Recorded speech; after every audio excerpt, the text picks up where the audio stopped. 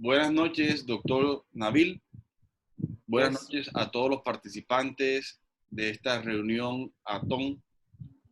Quiero darle las gracias nuevamente a todos aquellos que noche a noche se están conectando a recibir algo de academia en estos tiempos difíciles en el cual pretendemos quedarnos en casa. En la noche de hoy vamos a tratar el tema transferencias tendinosas, conceptos generales, a cargo del doctor Nabil Avisambra, ortopedia infantil y neuroortopedia del Hospital Santa Casa de Sao Paulo, Brasil. Nabil, bienvenido. ok. Bueno, buenas noches a todos. Gracias por su asistencia. Gracias por estar pendiente de todas estas cosas. Gracias a Latón, a su presidente, en cabeza de su presidente Carlos Severini, por esta gran oportunidad que nos enriquece en conocimiento y nos da la oportunidad pues, de mostrar lo que estamos haciendo en los diferentes lugares. Bueno, la charla de hoy, transferencias tendinosas, realmente es un tema que no se toca mucho en el ámbito de la ortopedia, en las reuniones. Sin embargo, está presente en todas las especialidades. Lo vemos como un mecanismo de salvamento o hasta paliativo en el momento final cuando tenemos problemas con la función de una articulación por parálisis, por ejemplo. Voy a hacer énfasis en lo que es mi especialidad, digamos que transferencias tendinosas en general en pacientes paralíticos o pacientes que tienen un trastorno neurológico, ya sea traumático o trastornos crónicos congénitos de diferentes patologías.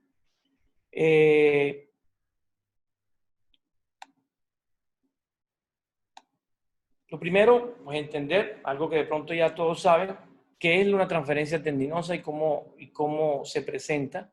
Simplemente es la desinserción y la reinserción de un músculo que no funciona, de un músculo que vamos a suplir la función de otro que no funciona a un lugar distante, manteniendo siempre el origen. Es bien importante que entendamos que el origen lo estamos manteniendo. Lo que cambia es la inserción, como dice el nombre de la transferencia.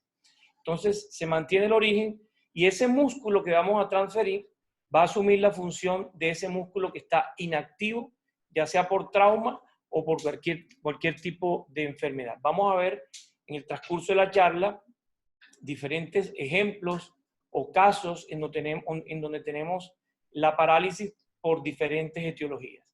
Entonces, obviamente que el objetivo principal de cualquier transferencia tendinosa es restaurar la función perdida. Siempre que tenemos una función perdida hay que restaurarla y la transferencia tendinosa es un arma bien importante, sobre todo en la especialidad de neuroortopedia y ortopedia infantil. ¿Cuándo debemos pensar en esta transferencia o en este salvamento final? Cuando ya descartamos que la recuperación espontánea de la actividad no se va a dar, o es casi nula, o prácticamente improbable. Entonces, acudimos a la realización de una transferencia tendinosa. Siempre que sospechemos que va a haber una recuperación espontánea, pues no vamos a poder hacer la transferencia tendinosa hasta que no tengamos la certeza de lo que vamos a hacer. Cuando ya tenemos nuestro caso listo para hacerlo con un planeamiento quirúrgico, tenemos que estar seguros de varios aspectos importantes antes de proceder. Primero, que los tejidos blandos estén equilibrados. ¿Qué significa esto? Que todas las partes blandas que van a rodear el sitio que va a recibir la transferencia, como el trayecto de ese músculo que vamos a transferir, esté en buenas condiciones. Es decir, que no haya procesos infecciosos, que no haya celulitis, que no haya dehiscencias, que tengamos seguridad de que vamos a tener una buena cobertura de nuestro tendón para que no tengamos problemas de soltura, de ruptura del tendón que vamos a transferir o de la necrosis, por ejemplo. Una cosa bien importante y que vamos a hacer repetitivos en el transcurso de la charla es que la amplitud del movimiento de la articulación comprometida se dé. Es decir, no necesariamente tiene que ser una amplitud completa. pero sí una amplitud de movimiento que nos permita que al transferir ese miembro y esa articulación van a preservar la función que nosotros estamos queriendo. Y como ya dijimos, cuando la recuperación espontánea ya es improbable. Y a veces decimos, pero ¿cuándo sabemos que debemos hacerlo y cuál es el momento de saber que esa recuperación espontánea no se dio? Bueno, hay varias cosas. Una es el tiempo. Cuando tenemos una lesión neurológica, por ejemplo, que nos lleva a una parálisis de un nervio y esta lesión ya ha superado los 18 a 24 meses y no ha habido una reinervación, pues estamos diciendo que prácticamente esa recuperación espontánea es improbable. Pero aquí hay que ser objetivos, porque si tenemos, por ejemplo, un año de una lesión y comenzamos a ver algún esbozo de movimiento o de reconexión, no por tener un año ya nos vamos, o año y medio inclusive, porque podemos esperar hasta 2, no nos vamos a ir a la transferencia. Si tenemos algún signo clínico de reinervación o de recuperación, tenemos que darle su tiempo. Otro mecanismo es la electrofisiología con la electromiografía y neuroconducción, que nos va dando parámetros electrofisiológicos primero de las características de la lesión desde su inicio y segundo si está ocurriendo o no una reinervación. Obviamente que la patología de base también nos indica el tiempo y las características de ella.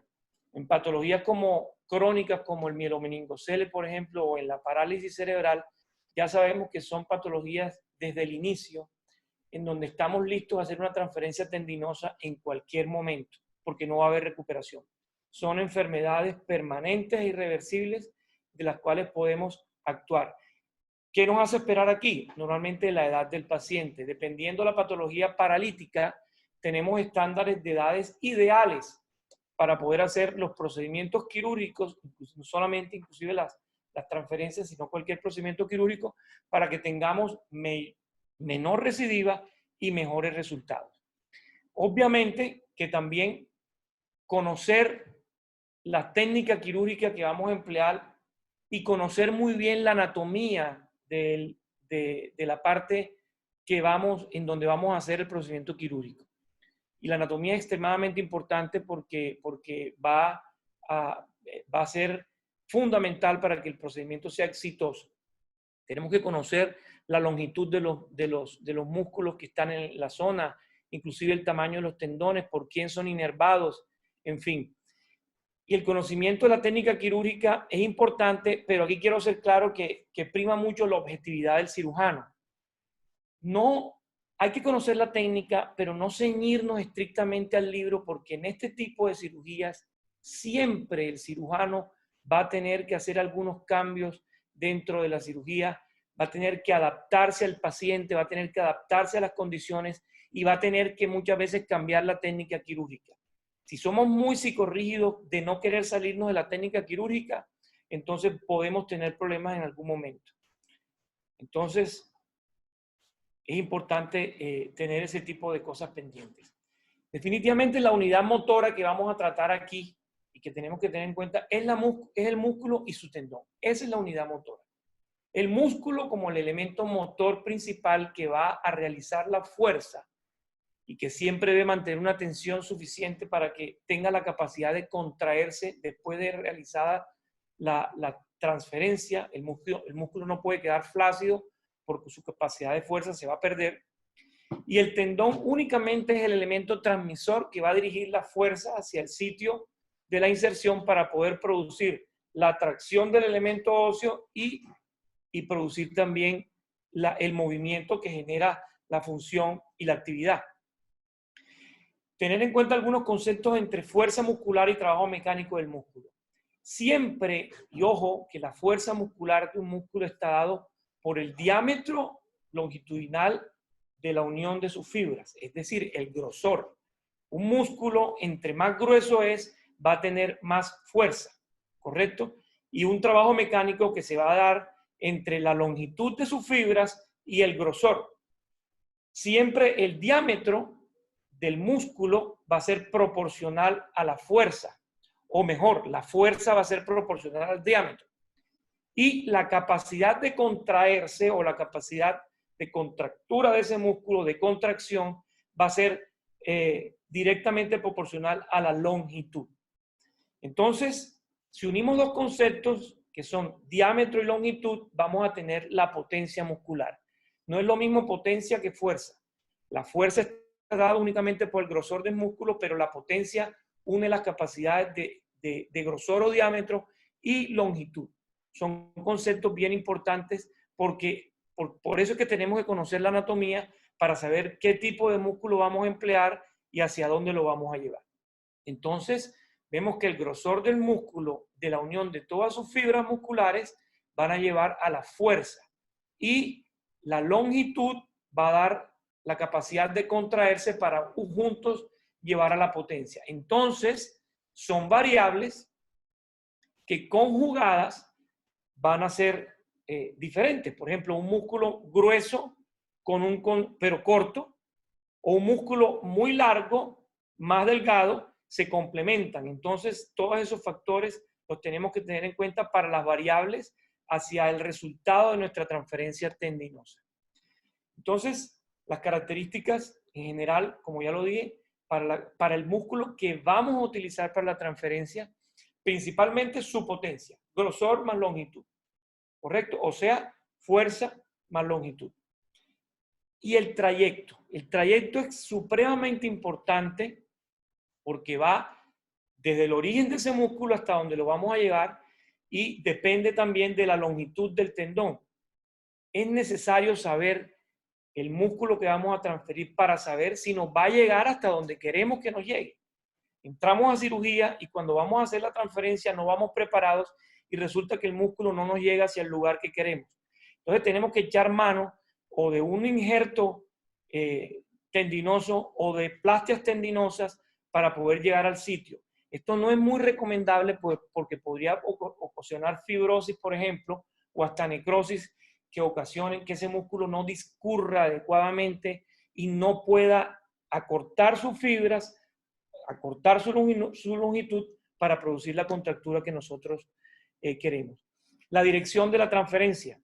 Entre más recta o en línea recta sea la transferencia desde su origen al sitio que lo queremos llevar, pues es mucho mejor porque ese músculo no va a perder tanta fuerza. Se supone que un músculo pierde fuerza con cada desvío en angulación que le demos hasta llevarlo hacia el sitio que lo queremos llevar. Entonces debemos evitar las angulaciones. Máximo oblicuar un poquito la dirección para que este músculo nos actúe muchísimo mejor. Y obviamente que los planos de deslizamiento. Es decir, tenemos que pensar cuántas articulaciones tiene que atravesar ese músculo con su tendón para realizar la fuerza. Lo ideal es que solamente atraviese una sola articulación. Pero cuando atraviesa más articulaciones, tenemos que saber que la articulación proximal es la que va a tener el mayor brazo de palanca para realizar su acción. Entonces, es importante eso. Vamos a poner aquí un ejemplo, un caso bien interesante de una niña de 2 años con una hipoplasia del pulgar y con una ausencia total de los músculos flexores del pulgar. Esa niña no tenía ninguna función de pinza ni de oponencia y llegó a nosotros porque una indicación en su sitio, en su ciudad de origen, por cirugía plástica, era que lo ideal era amputar el pulgar para que tuviera mejor función. Sabemos que el pulgar es lo que nos diferencia del resto de los mamíferos de la creación. Ningún mamífero puede hacer pinza ni oponencia, ni siquiera los primates. Y eso nos hace la diferencia. Entonces, retirar un pulgar sin intentar recuperarlo es realmente difícil explicarle eso tú a su mamá y en un futuro, cuando el niño tenga que hacer funciones, pues emplear una función de la mano sin pulgar es complicado. Entonces, primero entramos a explorar la zona afectada, que era el pulgar, en donde comprobamos que efectivamente no había ningún tipo de tendones flexores y aquí entramos prácticamente, digamos, con un plan, pero teníamos que en el intraoperatorio saber echar mano de qué tendón o de qué músculo. Y afortunadamente en la mano, para los especialistas en mano, es una zona muy agradecida para las transferencias porque tenemos una gran cantidad de tendones que nos pueden servir. El vecino al pulgar es el dedo índice. Abrimos el dedo índice Y lo que hicimos fue desinsertar el flexor superficial de la falange media para poder reinsertarlo y que funcionara como flexor del pulgar. ¿Qué hicimos primero? Comprobar de que nos daba, que al sacar el tendón nos llegaba exactamente al sitio que queríamos de la reinserción, y como es difícil la utilización digamos que hacer las poleas, en este caso fue pasarlo por debajo de la musculatura tenar que existía, lo poquito, y pasarlo por debajo del paquete vascular y nervioso para llevarlo a su sitio de inserción final, que era la falange distal del pulgar.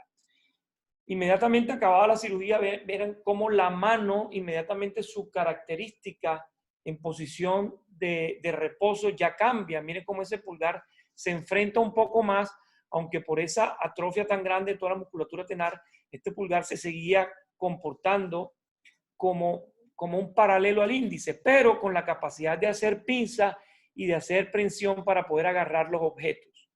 Veamos un video en donde vemos cómo la niña recupera su función. La mamá le da las indicaciones y ella puede hacer su función de pinza y puede jugar, puede agarrar sus elementos sin ningún problema.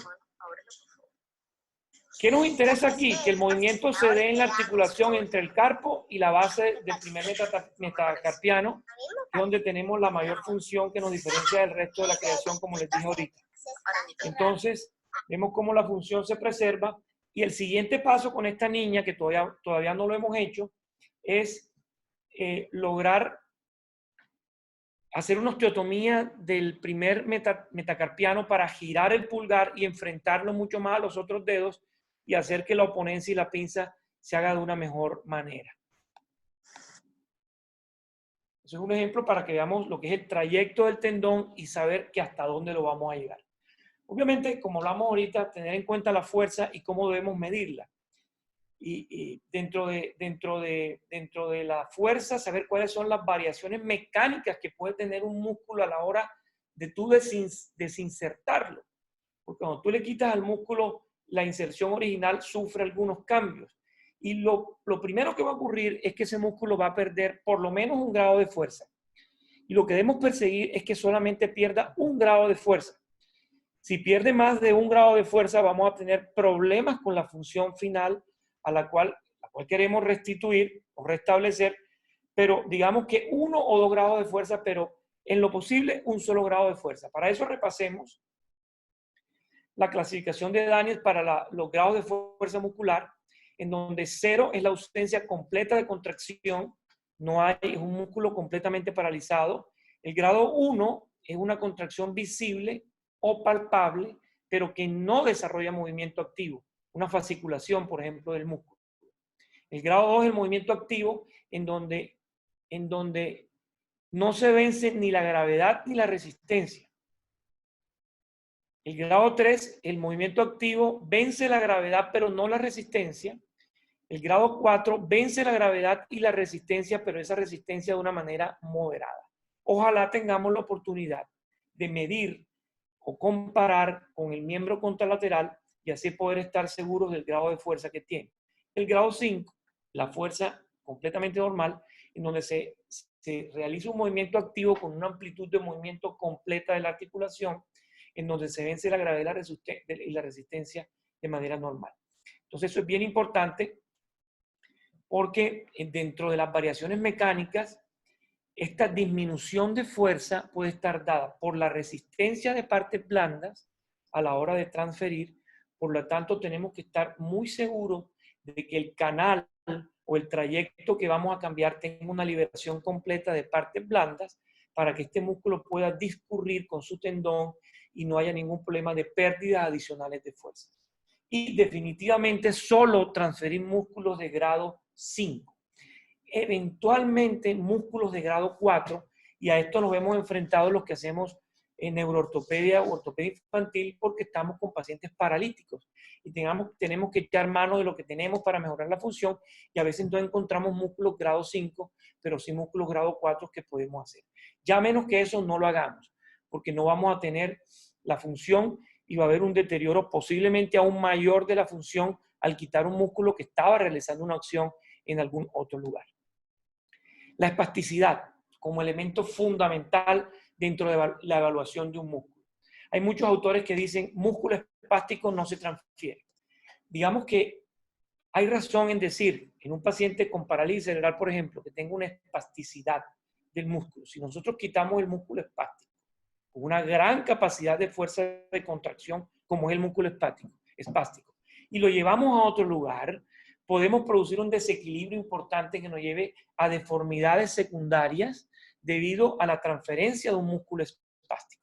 Por eso recomiendo que cuando tenemos un paciente con musculatura espástica al cual necesitamos transferir, se hagan hemitransferencias. Es decir, solo desinsertemos la mitad de ese músculo y ojalá llevarlo a hacer la función exactamente contraria para que se equilibre el movimiento y la articulación y se produzca una estabilización. Vamos a ver el siguiente caso.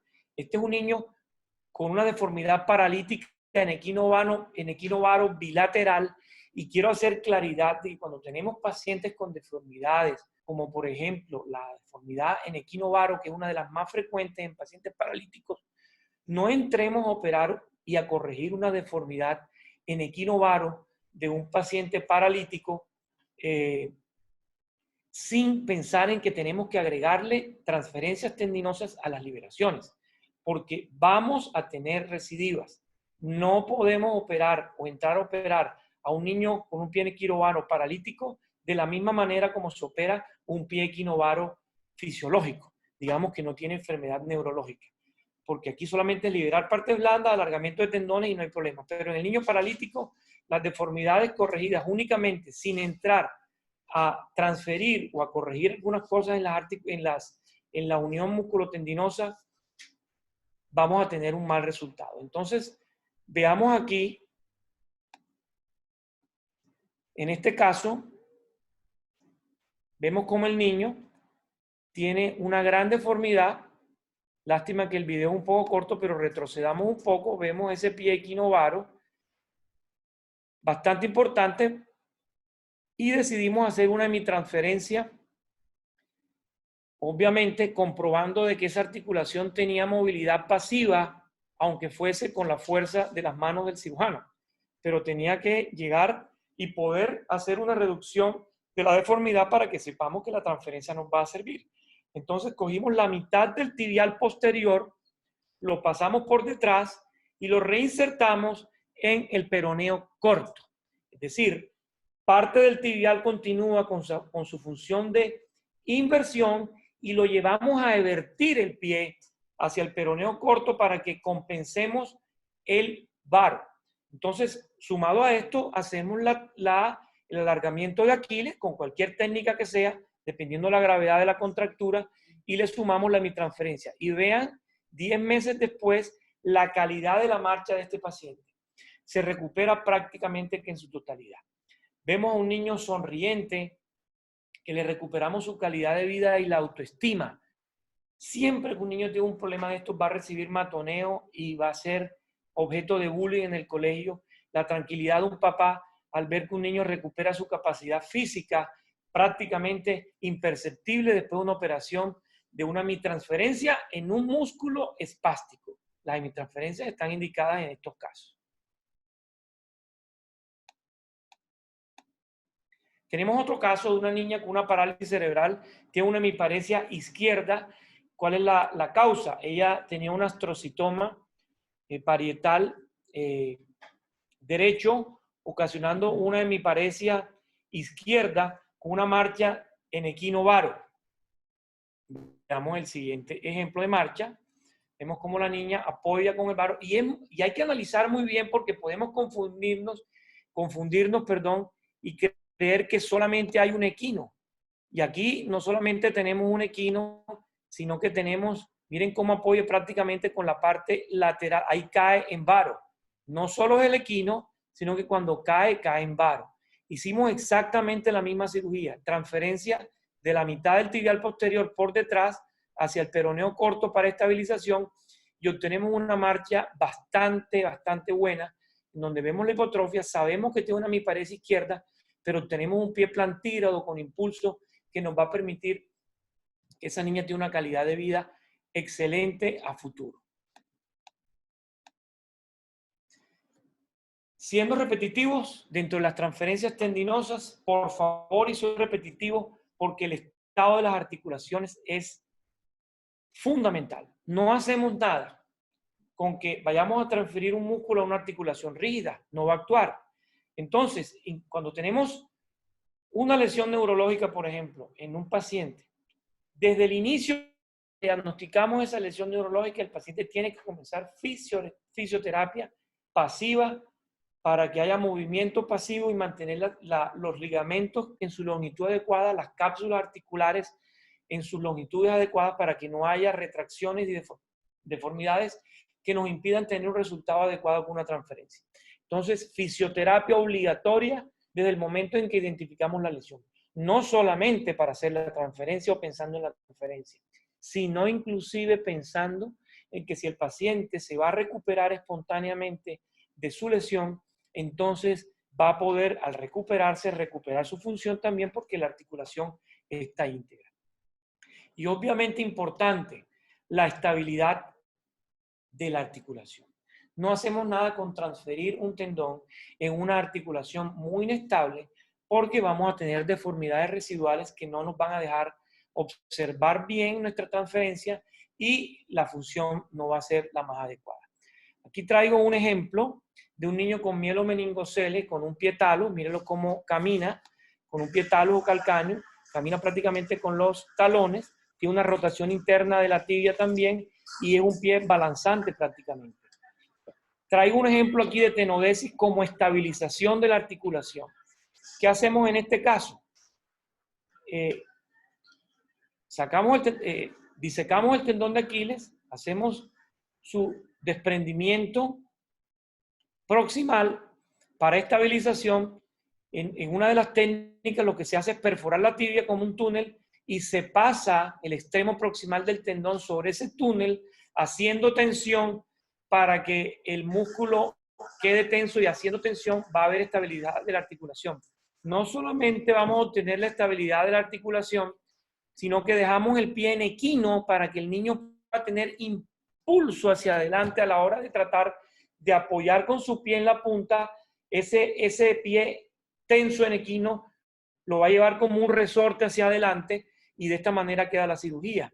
Vemos la marcha 7 semanas después de retirar las inmovilizaciones, como el niño con caminador tiene una marcha bastante buena, con un pie plantígrado, corrección obviamente de la rotación de la tibia con una osteotomía de rotación lateral y vemos cómo él puede apoyar con su caminador. Aquí lo tenemos también sin caminador 3 semanas después a este video en donde él hace un movimiento bastante bueno, se corrigió la rotación interna de la tibia y obviamente que por ser un paciente con un mielomeningocele tiene una inestabilidad pélvica, todos los músculos de la cintura pélvica están afectados y él tiene ese balanceo pélvico por ese defecto, pues que es muy difícil de compensar, pero es un niño que miren cómo lleva la punta de su pie hacia arriba, se impulsa y realiza una marcha bastante aceptable.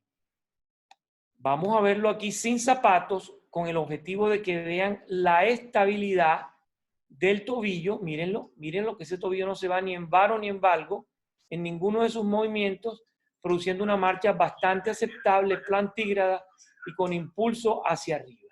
Entonces vamos a tener aquí, obviamente, una función bastante buena.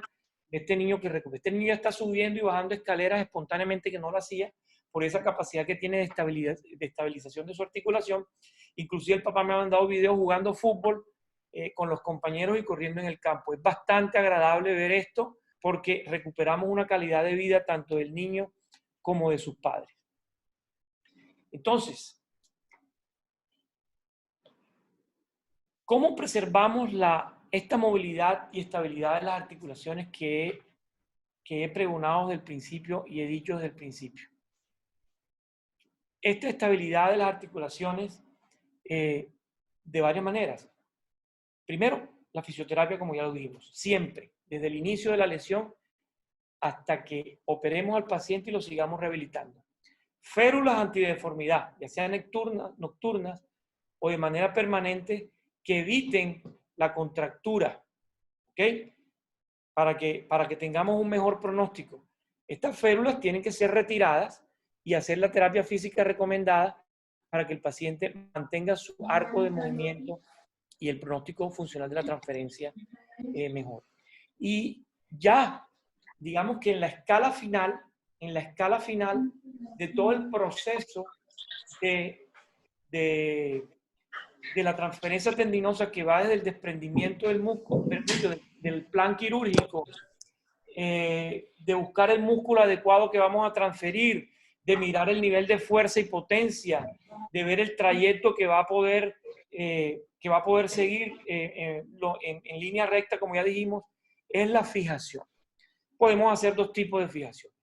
La fijación que va directa a hueso, la cual anclamos al hueso conjunto con el periósteo, ahora vamos a explicar mucho mejor, y la fijación que se hace sobre el tendón receptor. Es decir, el músculo paralítico también puede recibir el músculo que va a que se va a transferir hacia su tendón. Entonces la transferencia puede ser o a hueso o a tendón.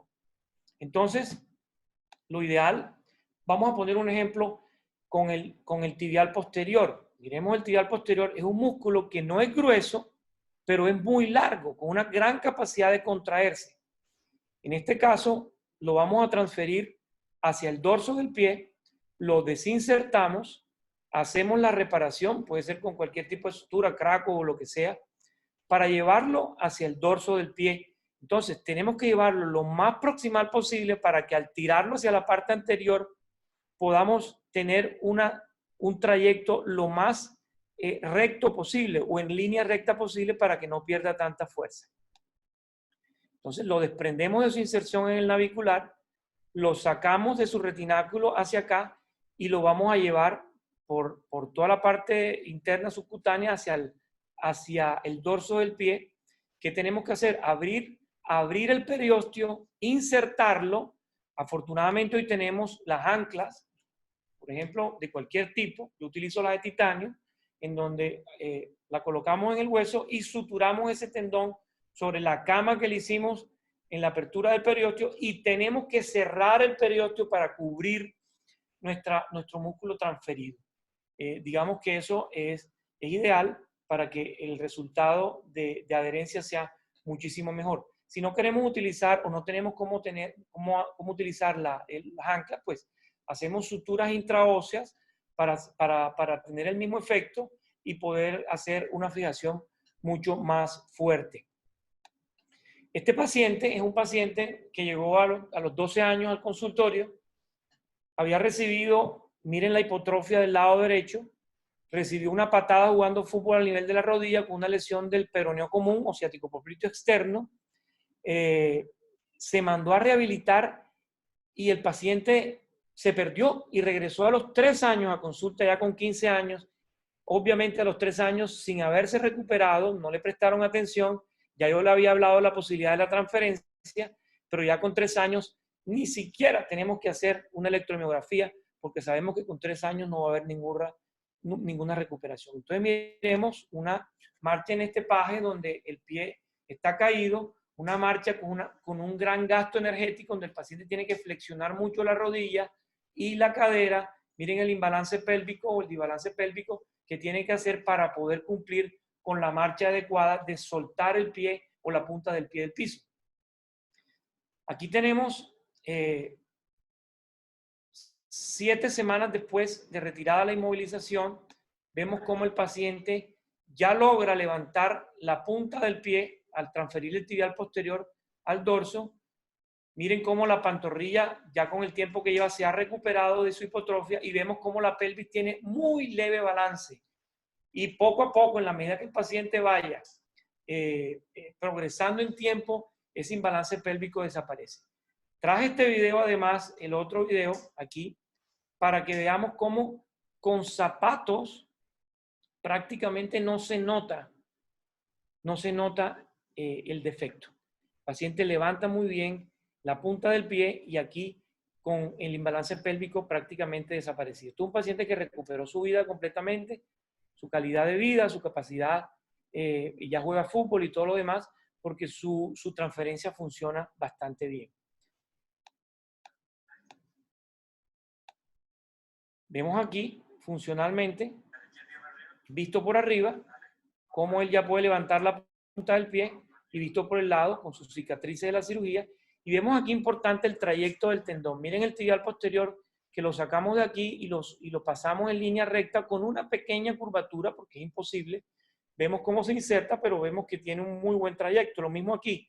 Miren cómo vemos el trayecto del tibial desde su origen hasta hacia la nueva inserción, ejerciendo una función bastante buena. El siguiente caso es bien interesante porque es una de las transferencias tendinosas más difíciles. Este es un niño con parálisis obstétrica de Erbs-Duchenne, que es la parálisis alta de los segmentos de C5 y C6. La otra es la de Klumpke, que es la baja, que es C7-T1. La de Klumpke tiene compromiso de la mano. Esta, que es la de Duchenne, no tiene compromiso de la mano. Vemos cómo el niño en la parte activa levanta y no abduce el brazo a más de 70 grados, y para poder tocarse la cabeza tiene que inclinar la cabeza hacia la mano.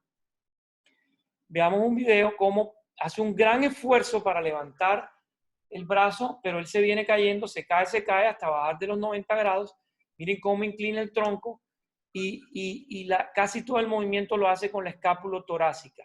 Hay una hipotrofia de crecimiento aquí porque no utiliza ese hombro desde hace mucho tiempo. Y miren esa cara de tristeza de ese niño de 9 años ya, con autoestima vulnerable, que sabe cuál es su defecto y que posiblemente le están haciendo bullying en el colegio porque no es capaz de coger la bola, porque no es capaz de lanzar, y los niños son crueles y se burlan. Entonces, ¿qué decidimos hacer aquí? Tomar el dorsal ancho. Aquí estamos viéndolo desde la parte de abajo hacia la axila. El dorsal ancho tiene una inserción hacia la parte interna del húmero. Es un músculo muy ancho con un origen bastante amplio en casi todas las vértebras lumbares y gran parte de las torácicas y en la espina ilíaca posterior, y se inserta en la cara medial del húmero. ¿Cuál es su función original? Abducir, producir rotación interna y también hacer extensión del brazo, obviamente hacia atrás. Traigo esta imagen para que ustedes vean que al hacer el plan operatorio tenemos que saber, primero, que tenemos el redondo mayor por delante de él, que al hacer la búsqueda del músculo tenemos que saber que lo primero que vamos a ver es el redondo mayor y no nos podemos confundir, aunque algunos autores transfieren los dos músculos, pero no es lo recomendable, no es necesario, porque el dorsal ancho es un músculo muy ancho que tiene una gran fuerza. A pesar de tener un tendón corto, se compensa con su fuerza. Entonces, miren el nervio radial, también está ahí.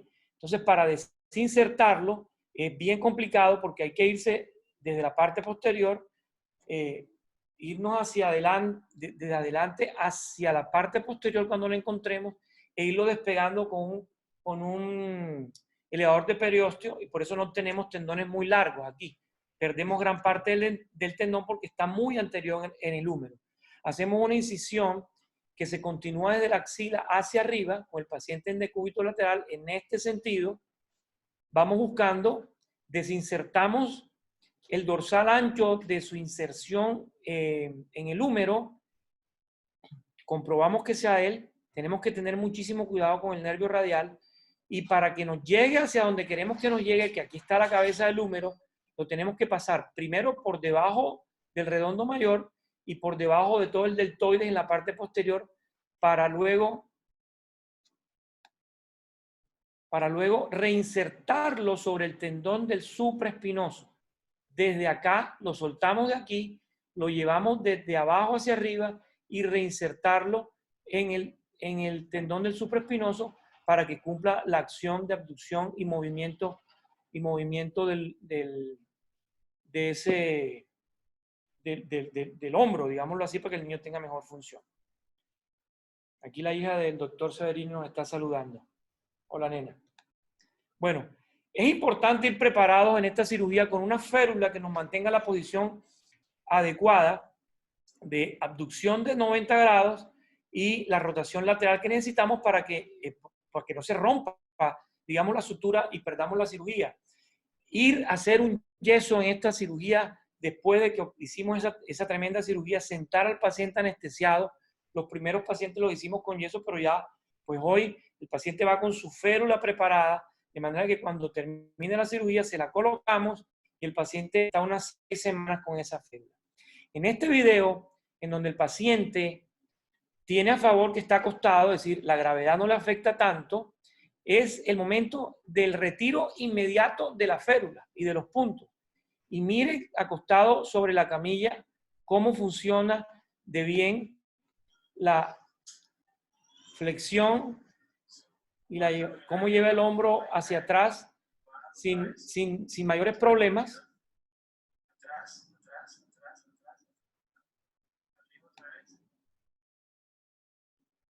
Ya el niño comienza a sentir la capacidad que tiene de mayor movimiento de ese hombro. Entonces, miren esta cara diferente.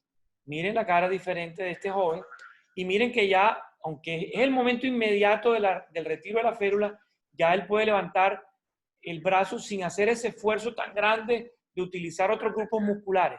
Obviamente tiene que entrenarse y tiene que hacer mucho menos consciente. Miren la sonrisa de ese niño cuando ve que puede levantar el brazo sin mayor esfuerzo como antes no lo hacía.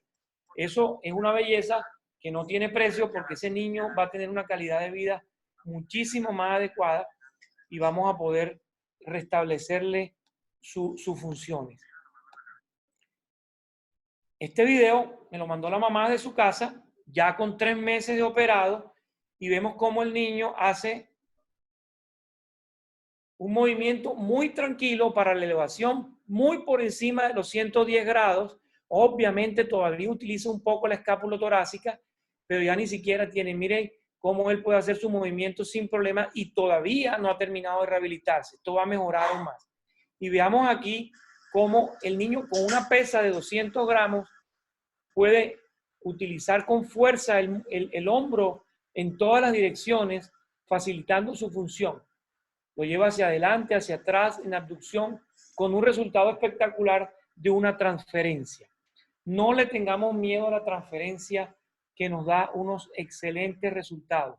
No le tengamos miedo a la transferencia. A veces le tenemos miedo a la transferencia y realmente no hay por qué tenerle miedo a la transferencia. Aunque es un procedimiento de salvamento y a veces paliativo, nos da resultados tan buenos que nos hace dudar de que sea de salvamento, porque tenemos una función bastante importante que nos lleva a la restitución total, calidad de vida adecuada. El paciente puede entrar a una sociedad mucho más cómodo, que es tan exigente, y poder desarrollar su función. Entonces, en conclusión, para pensar en hacer una transferencia tendinosa tenemos que evitar las contracturas y la rigidez de la articulación que vamos a rehabilitar, que vamos a devolverle su función y saber que la rehabilitación comienza desde el inicio de la lesión o de que es detectada.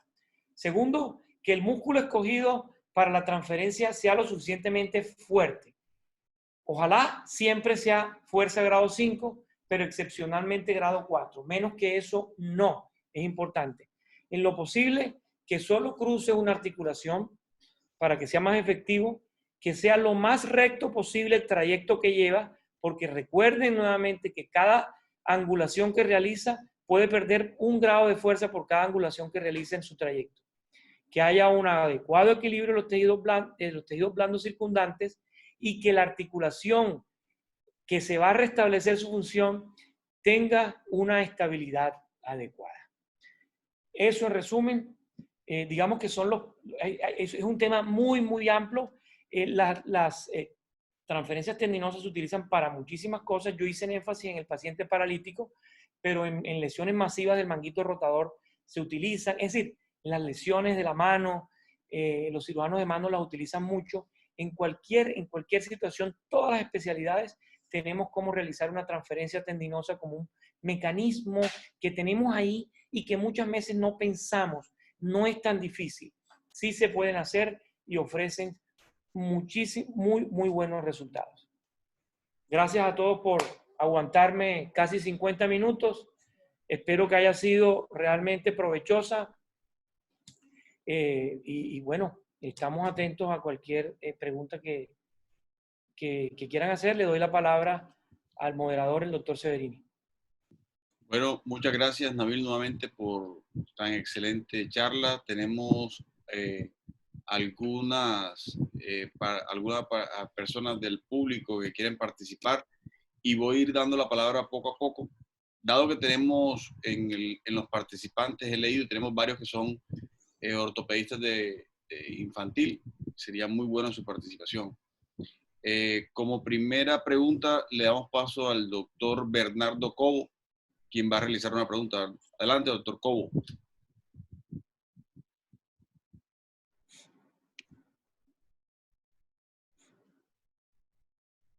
Sí, Carlos, muchas gracias. ¿Cómo está usted? Bien, bien, bien. Muchas gracias a ustedes por la charla y al doctor Avisambra por sus excelentes casos que muestran con sus videos los resultados que está teniendo. Estamos muy contentos de saber que tienen toda esa posibilidad de hacer esas cirugías allá. Yo quería simplemente hacerle dos preguntas. La primera es, ¿cuándo considera usted imprescindible el laboratorio de marcha? ¿En qué pacientes antes de tomar decisión lo manda a hacer el laboratorio de marcha? Y segundo sería, me parece que la fijación en el hueso con anclajes muchas veces no nos da la integración del tendón, y el tendón parece que se explayara sobre el hueso y no se metiera adentro y fuera mucho más fácil de contornear que cuando se usa un tornillo de interferencia. Entonces, yo prefiero los tornillos de interferencia, pero vi que él prefiere las anclas de titanio. Unas palabras al respecto de eso también. Y felicitaciones nuevamente, doctora Avisambra. Gracias. Bueno, comencemos por la segunda pregunta. Bernardo, sí, bueno, el tornillo de interferencia a veces lo considero que es muy grande. Se hace un orificio muy grande en el hueso que tú quieres transferir, sobre todo en los niños que nosotros estamos operando. Pero bueno, lo que pasa es que acuérdate que dijimos que hay que abrir el periósteo y rodear toda la transferencia con el periósteo. Cuando ese periósteo cicatriza y te integra completamente, hace una adherencia espectacular y no se te suelta. Obviamente tienes que darle el tiempo suficiente de mínimo 6 semanas para que tenga y se fije mucho, mucho mejor. No siempre tienes que perforar el hueso para meter el tendón ahí, y más cuando a veces tenemos, falla en la longitud y lo que queremos aprovechar es al máximo posible esa longitud. Entonces, con que abras el periósteo y lo rodees y fijes ese injerto, el extremo del injerto, del tendón que se llevó hacia el lugar deseado, lo rodees con el periósteo, que es muy vascularizado, sobre todo en los pacientes niños, en los niños, vas a tener una pega excelente y no vas a tener problemas con que se te suelte esto ahí. Con respecto al laboratorio de marcha, sí, es un arma súper importante. A veces no tenemos el acceso que queremos al laboratorio de marcha, doctor Cobo. Yo utilizo mucho el laboratorio de marcha en los pacientes con coespasticidad, que tienen esa marcha sin movimiento de rodilla, en donde tienes que estar muy seguro qué músculos vas a utilizar. Pero en un paciente con un pie equinovaro, únicamente una hemiparesia, nos demoramos a veces más en nuestro medio esperando el laboratorio de marcha para poder resolver el problema, y que a veces no se lo aprueban, una cantidad de cosas que con el estudio clínico podemos resolverlo, pero es un arma bastante útil e importante que podemos tener para planear mucho mejor la cirugía. Sí digo que cuando pidamos el laboratorio de marcha y si pedimos la recomendación de las cirugías que se van a realizar, tengamos el criterio propio a la hora de indicar la cirugía, porque no, vemos que los laboratorios de marcha a veces vienen con una cantidad de recomendaciones quirúrgicas que a veces uno se pone la mano en la cabeza, caramba, ¿por qué tanta cosa? Entonces, si es un arma importante, yo lo utilizo más para los pacientes más severos, diparéticos con coespasticidad, y saber cuál es la mejor cirugía que podemos realizar con ellos. Tenemos una pregunta del doctor Andrés Jiménez. Adelante, doctor Andrés. Muy buenas noches, profe. Mi nombre es Andrés Jiménez, soy residente de primer año de la Universidad Libre de Ortopedia. Gracias por la charla, profe. Le quería hacer una pregunta. En la literatura uno encuentra de que en menores de 6 años hacer estas transferencias tendinosas pueden aumentar el riesgo de recurrencia debido al crecimiento y debido a otros factores. En su experiencia, profe, ¿a qué edad recomienda usted hacer estos procedimientos? Ok. Bueno, acuérdate cuando hablé del tiempo, cuando hablé de los niños paralíticos, ahí no tenemos en cuenta, como es una enfermedad crónica, no tenemos en cuenta tiempos de lesiones, sino en qué momento de su edad es ideal hacer no solo la transferencia, sino cualquier tipo de cirugía para evitar las recidivas. Aquí es donde yo les pido, sobre todo a los residentes que se están formando, la objetividad. El libro lo tenemos para estudiar medicina y para entrenarnos, pero a la hora de tratar a los pacientes tenemos que tratarlos con mucha amplitud porque cada paciente es diferente.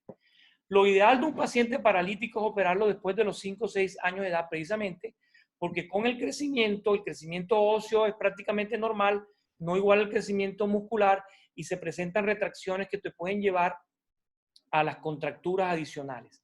Pero eso depende, porque si tú tienes un niño de 2 años que ya se para, inclusive con parálisis cerebral o con mielomeningocele, que ya se pone de pie para querer caminar, que ya tú lo ves que tiene otro tipo de función, que te está mostrando muchas más cosas, entonces tú no puedes en ese caso decir, voy a esperar hasta los 6 años.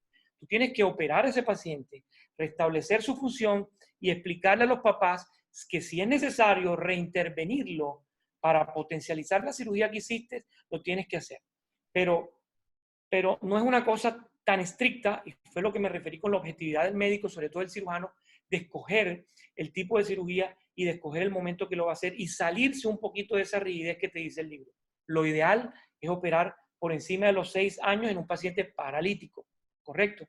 La niña que mostré ahí, una niña de 2 años con un problema congénito de su pulgar que ameritaba dentro de su función de desarrollo cognitivo y demás, y de estimulación, que tenías que recuperarle ese pulgar a los 2 años. No puedes esperar 6 años para operarlo. De manera que es algo variable que tienes que tener en cuenta en la objetividad a la hora de escoger el momento quirúrgico. Gracias, profe. Doctor Dangón tiene una pregunta al doctor Avizambra.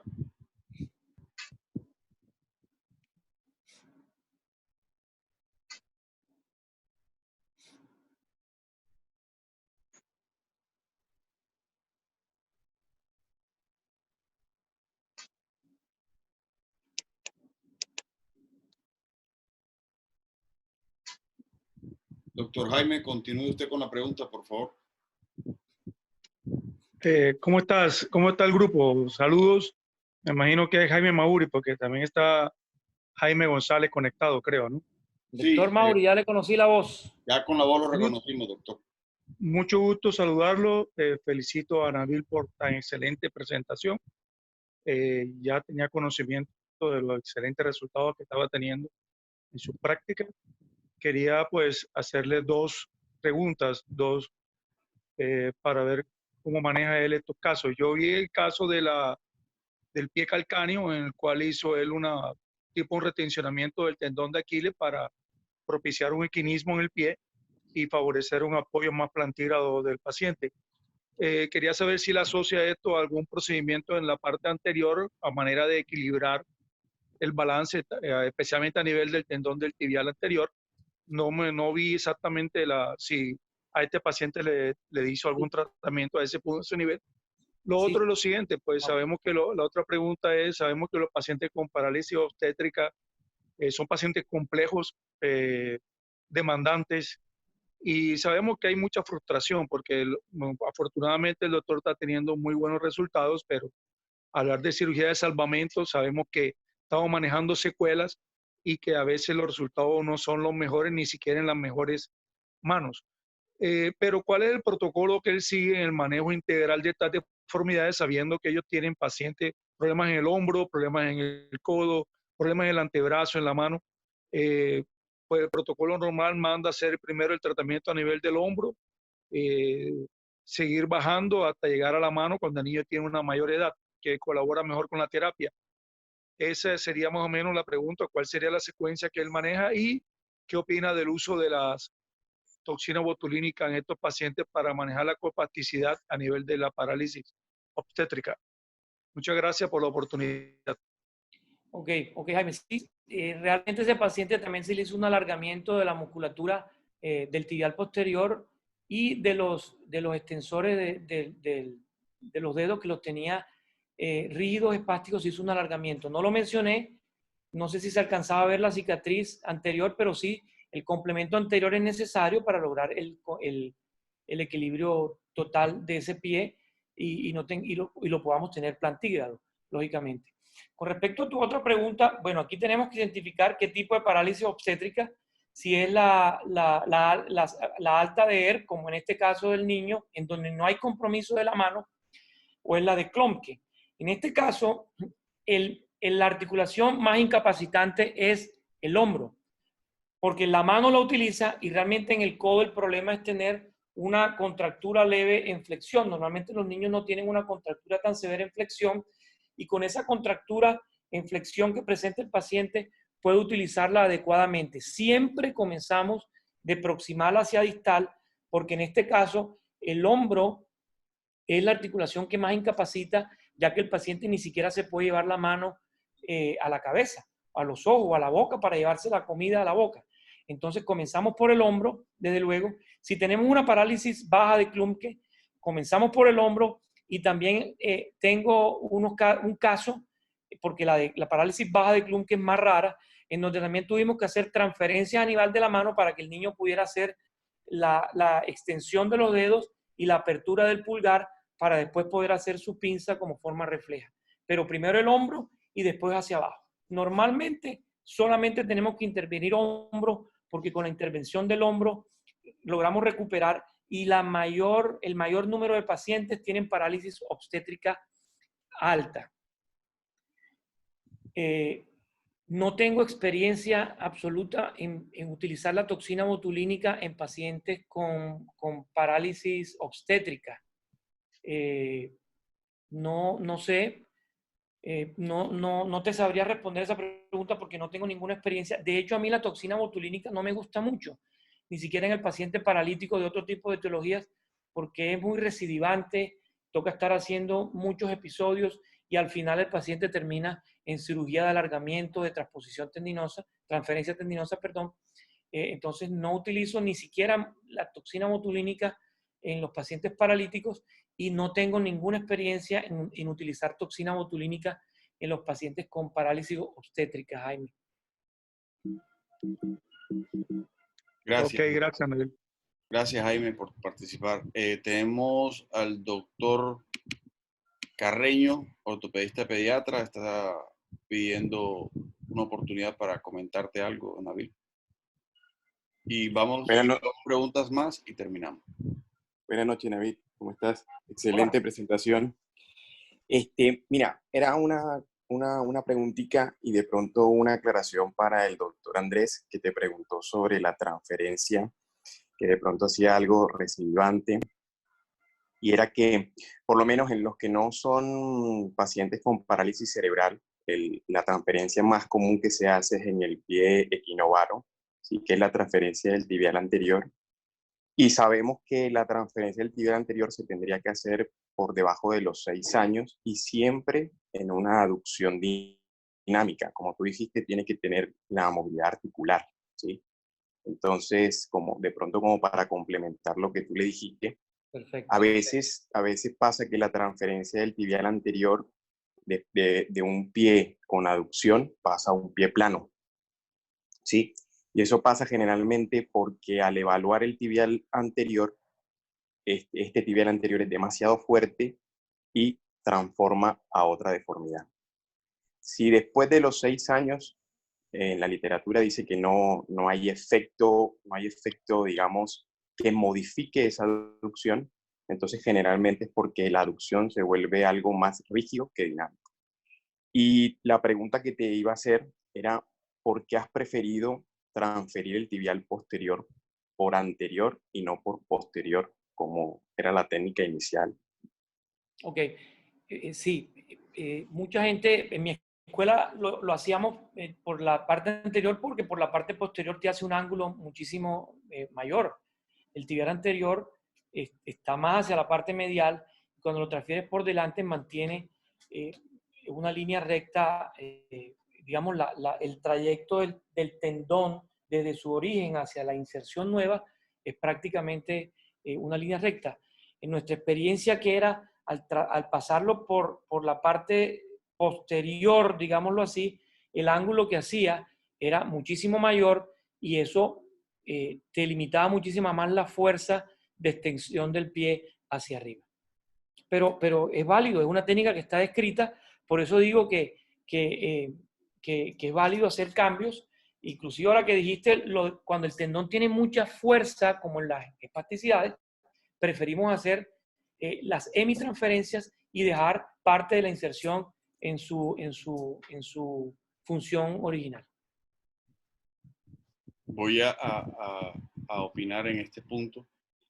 Acerca de esa técnica que estás usando, Nabil, hace 2 años estuve con el doctor Asaya en el Baltimore, el Sinaí de Baltimore, y hice un entrenamiento en transferencias tendinosas en tibial, y ellos también están utilizándolo vía anterior, dado lo que tú dices.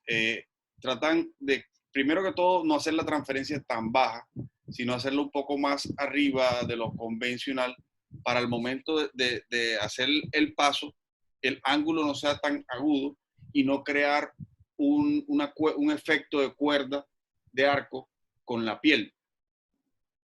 Hace un cálculo en el cual es el trayecto que tiene el paciente de ángulo desde los 90 y hasta cuánto es la plantiextensión completa, y el ángulo, la mitad de ese ángulo es al nivel al cual van a hacer la transferencia, para que no pierda fuerza tensil al momento de ejercer la fuerza.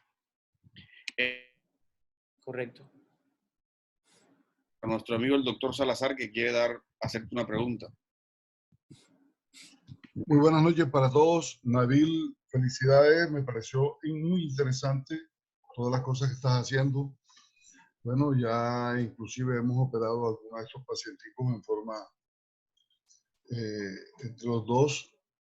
Y me llama la atención ¿te gusta más o no sé si te parece mejor el traslado del tibial posterior al peroneo corto? Yo particularmente me gusta más hacer la transferencia a la segunda cuña. Anteriormente perforaba la segunda cuña, cuando no existían las anclas, atravesaba toda la segunda o tercera cuña dependiendo la necesidad, y llegábamos a la región plantar, y a la región plantar lo fijábamos allí con un botón grande, y ahí tratábamos de sostener el tendón tibial posterior. Todo eso lo reforzábamos con sutura alrededor del hueso, que nos iba a dar una gran precisión allí de ese tendón. Entonces, la pregunta dirigida es, ¿te parece mejor llevarlo al peroneo corto, o no sé si tienes experiencia en hacerlo hacia la segunda o tercera cuña? Tavo, no. A ver, son dos casos diferentes. Yo presenté un caso ahí con la transferencia del tibial posterior completo a la cuña, porque ahí lo que quiero dar es devolver la función de extensión del pie. Se transfiere al peroneo corto y hice claridad, la transferencia del hemitendón del tibial posterior en pacientes paralíticos hacia el peroneo corto, para que nos equilibre inversión y eversión del pie.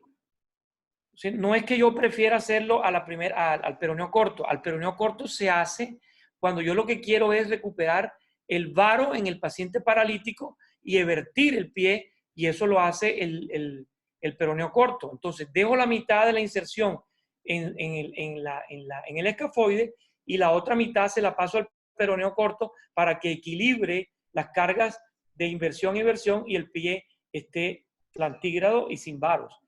Y en el otro caso es que cuando queremos devolver la extensión por parálisis del nervio peroneo, perdón, es decir, del peroneo común, en este caso, sí lo transferimos a la cuña, como estuvo el ejemplo ahí de la transferencia a la cuña. Muchas gracias, Nabil. Gracias, doctor Salazar. Tenemos la última pregunta por el doctor Germán Galvis. Adelante, Germán. Buenas noches, doctor Nabil. Buenas noches a todos. Buenas noches. Excelente por su presentación.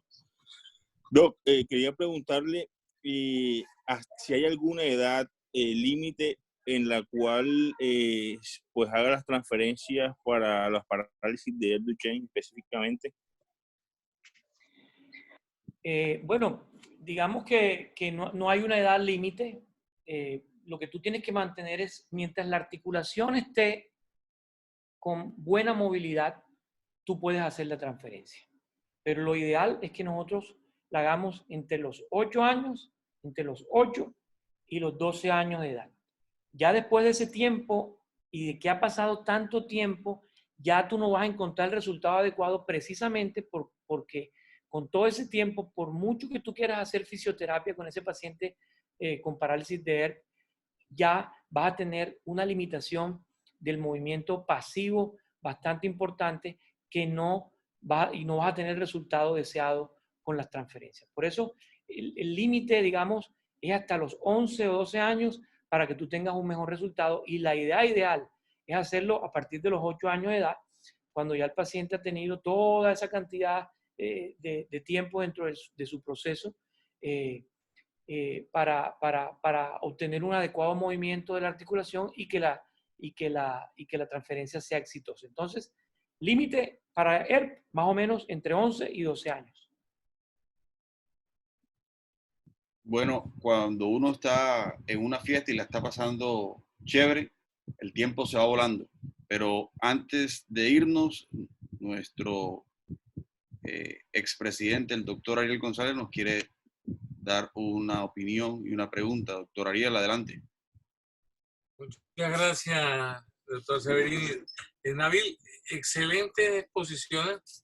La verdad que es agradable ver los éxitos que estás teniendo con estos pacientes. Sin embargo, hay una pregunta que hacerte con relación a cómo manejas el engrama cerebral que va a estar alterado en estos pacientes a los cuales les hace las transferencias tendinosas, sobre todo cuando son mayores. Ahí estaba un joven de 15 años donde su tendón durante mucho tiempo trabajó haciendo plantiflexión y luego esa función cambia a ser dorsiflexión. Sé que se ve muy bien, pero parece ser que los pacientes mayores no manejan muy bien esto, pero este paciente lo estaba haciendo muy bien y por eso quisiera que me explicara cómo estás manejando el engrama cerebral de ese paciente. Ok, bueno, específicamente este es un paciente, digamos, no paralítico, tuvo una lesión por trauma del peroneo que no se recuperó y tú le devuelves la función de extensión del pie. Digamos que el cerebro utiliza la menor cantidad de energía posible en las funciones habituales. Casi el 80% de lo que tú haces en el día a día, el cerebro no gasta energía pensando, voy a llevar el pie para arriba, voy a llevar para abajo. Si estás aprendiendo a manejar, voy a meter primera. Con el tiempo, el cerebro comienza a hacer casi todo de una manera, entre comillas, inconsciente para evitar el gasto energético cerebral, que es altísimo en la función motora si estuviéramos pendientes de todo lo que hacemos. Entonces, al principio, este paciente tiene que pensar mucho en lo que va a hacer. Y quiero hacer claridad que este es un paciente cerebralmente normal, porque no tiene ni parálisis, ni tiene retraso, ni nada, simplemente una lesión traumática del nervio, y con el tiempo el cerebro, aquí no te digo cómo haces tú, sino que el mismo cerebro se va adaptando a esa nueva función de ese músculo y ya la vuelve completamente inconsciente. Eso es una cuestión automática de aprendizaje de la marcha. El paciente sí, obviamente que en los primeros 3 o 4 meses se le tiene que hacer un entrenamiento de la marcha para que aprenda a caminar, porque él venía casi con 3 años de una marcha en estepaje con el pie caído. Pero el mismo cerebro se adapta a hacer la nueva función de una manera prácticamente inconsciente que no le quite gasto energético. Nuevamente a todos los participantes, muchas gracias por asistir a nuestra reunión. Vamos a detener la grabación en este momento, pero antes dar las gracias al doctor Nabil por tan excelente charla.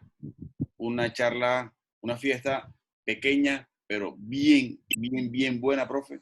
Estuvimos durante más de una hora escuchando todos sus conceptos y rico escuchar anatomía y resultados. Alguna vez alguien me dijo, ¿a ti te gusta ver los niños con deformidades? Le dije, no, a mí no me gusta ver los niños con deformidades. Me gusta ver lo que tú dijiste en una de tus charlas, que me gusta es la sonrisa que me dan ellos o me regalan ellos después de terminar el tratamiento. Nuevamente, gracias, me encantó sus casos y espero contar con usted en una próxima ocasión, doctor Nabil. Claro que sí. Gracias a ti y a todos por aguantarme todo este tiempo,